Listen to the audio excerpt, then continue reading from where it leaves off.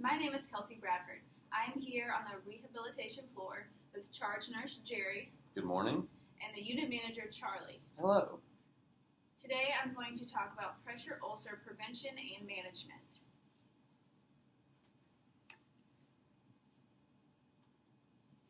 Project description. This project had a goal of bringing awareness to pressure ulcer prevention methods and proper management of current pressure ulcers.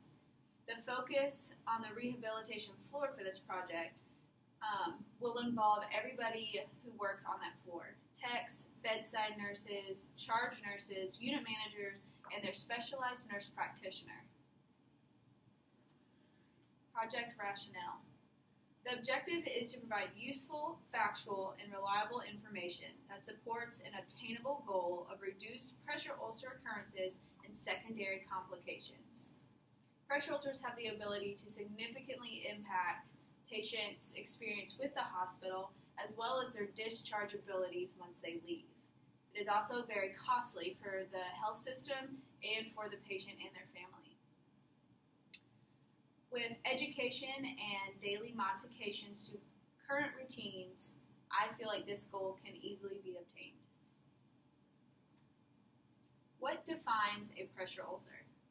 Pressure ulcers are defined as a localized tissue injury involving an intricate interplay of multiple external forces such as pressure, shear, and friction.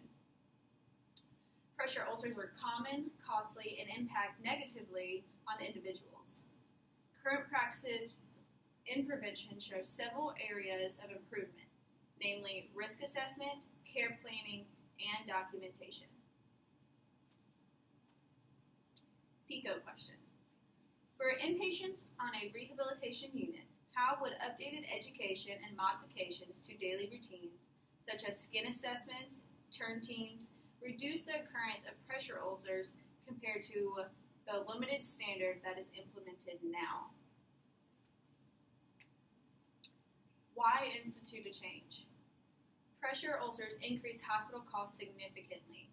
In the U.S., pressure ulcer care is estimated to approach $11 billion annually, with a cost of between $500,000 and $70,000 per individual pressure ulcer.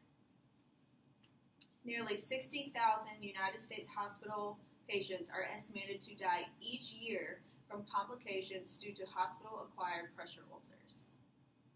Pressure ulcer incidence rates vary considerably by clinical setting, ranging from 0.4% to 38% in acute care, from 2.2 to 23.9% in long-term care, and from 0 to 17% in home care. Not every pressure ulcer is preventable according to new research, but for those that are, it is worth the change. Here are a few pictures of pressure ulcers that were obtained in the hospital by patients who were there for long term.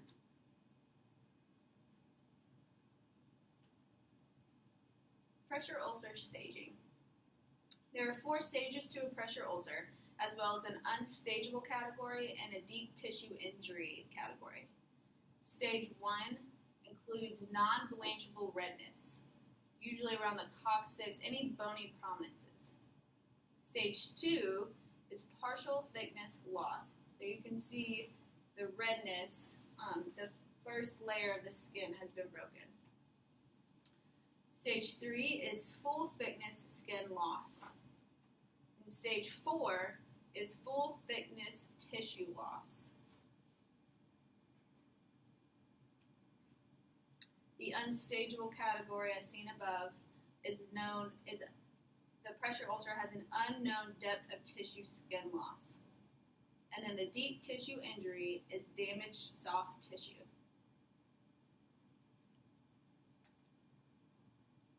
Secondary consequences. Secondary consequences to pressure ulcers can vary, but the main consequence is infection.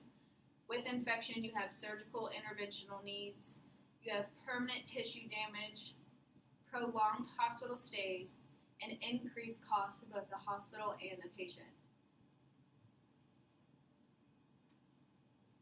Causes and culprits. Malnutrition, positioning, monitor equipment and cords that are placed under the patient without being checked, and they are laying on it until they are repositioned the next time. Bed buddies is what we call any type of cap or syringe or anything that was left in the bed that was not supposed to be left in the bed. Restraints, having them too tight, not checking the skin underneath when you do your skin assessments, especially if the patient is sweating or hot or pulling against the restraint.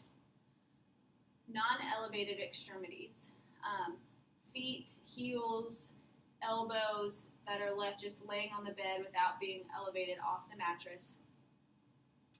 Tracheostomies being too tight or care not being done appropriately and breakdown occurring under the bottom of the trach. Intubation tubes that are not repositioned every 2 hours to opposite sides of the mouth, and they can sit on the lip and cause breakdown. Feeding tubes, NG tubes, OG tubes that are not taped properly and are either going up on the patient's nose and causing pressure at the top of the nose, or too tight against either the nostril or the inner part of the nose, and that also can cause breakdown. Cervical collars that are not changed or checked with turning, bathing, and pressure ulcers can occur at the back of the head, along the jawline, very easily. Making the change.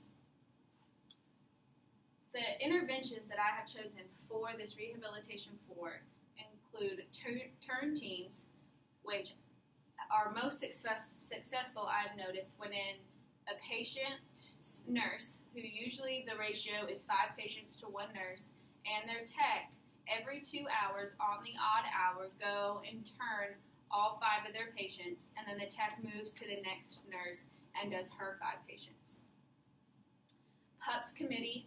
This is a committee that was started where a nurse and a walk nurse, like a bedside nurse and a walk nurse, together come by and turn the entire unit and check out common pressure areas such as sacrum, coccyx, feet, and check equipment to make sure everything is properly placed, everything is positioned correctly, and then report back to the nurse changes that need to be made or any new findings that need to be reported.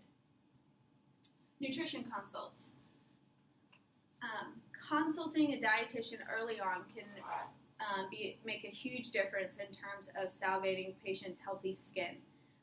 Protein powder can be ordered, tube feeding can be started, and it makes a huge difference in protecting their healthy, viable skin.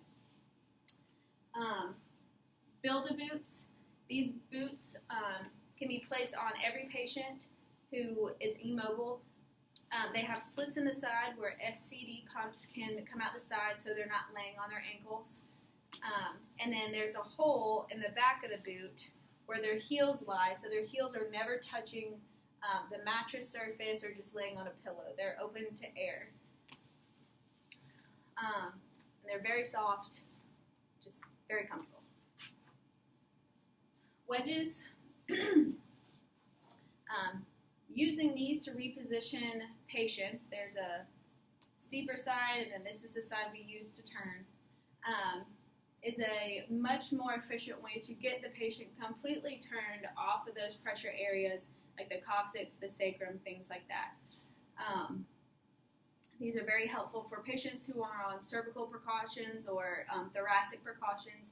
2 of these can be properly lined up and the patient can maintain alignment. So it's a great way to still turn patients that otherwise it might be much more difficult to turn and reposition.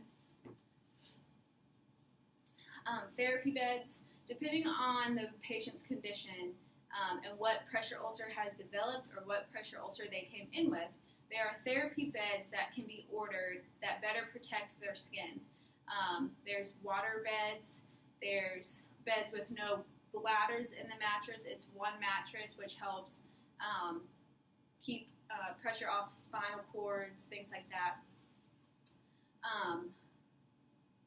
There's, depending on their needs, there's different beds. Mepilex pads. These pads, we have a coccyx pad that protects the patient's coccyx and sacrum area.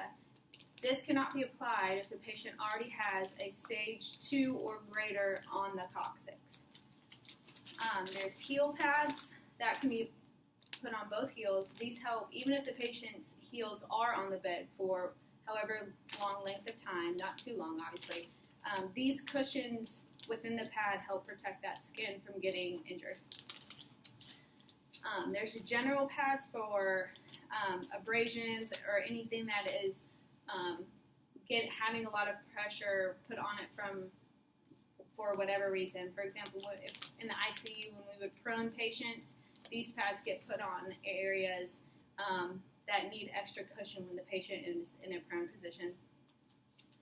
And then there's a Mepilex Light, which goes under trach collars or trach tubes that keep the bottom of the trach just off of the skin.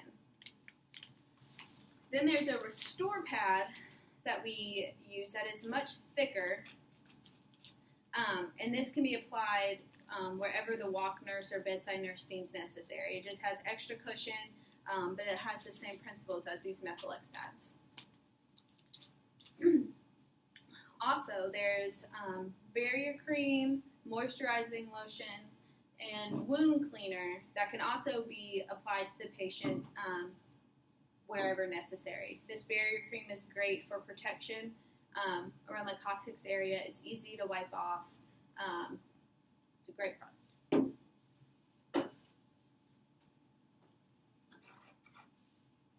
The Braden Risk Assessment Scale. This is something that is starting to be charted with every assessment at least once a shift. This helps the charge nurse and the unit manager kind of gauge if things are changing and how to intervene appropriately. Sensory scale, a moisture scale, activity scale, mobility, nutrition, and friction and shear are all used to gauge how immobile or how mobile the patient is and what interventions need to be applied and can they be applied early. It also has a scale that tells you, depending on their score, it depends on if they're mild, moderate, or high risk for pressure ulcers. The timeline. Phase 1, which is the exposure, answering questions to the staff. I have allotted 1 week. This gives time for everyone to get acquainted with the changes, everyone to get acquainted with resources, because most of the time the resources have been there, but staff is not aware of that. So 1 week for exposure and questions. Phase 2 is action and implementation. I've also allotted 1 week for this phase as well. This is when we go live with the changes, we implement them on the floor, and we gauge at that point how it's being perceived by the staff and what minor adjustments need to be made in order for this to be successful. Phase 3, data collection and review. I gave this 3 months to give enough time to really see if it is working as I had planned. Are patient pressure ulcers being, the occurrence being reduced? Are complications being reduced? And are patients avoiding breakdown that should have been avoided in the first place? Phase 4, change and progress. This is when it becomes a norm to the unit, and it's just like another part of a daily routine. It's not new anymore, and real progress will be shown. Outcomes. Recognizing a need for change, organizing an idea, and initiating a plan are 3 steps that lead to a common goal: reducing the occurrence of pressure ulcers and pressure ulcer prevention.